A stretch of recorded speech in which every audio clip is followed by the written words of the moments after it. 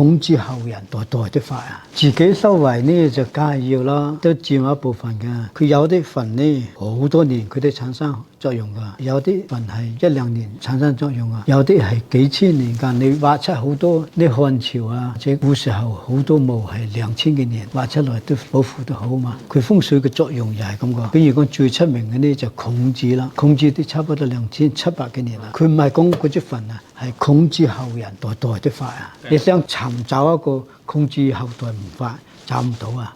就單單南韓都有500萬孔子嘅後代，有個世界乒乓球冠軍啦，孔令輝啦，佢領住輩已經係70幾代到80代㗎啦，佢係代代都發，佢啲風水延伸到好多年㗎。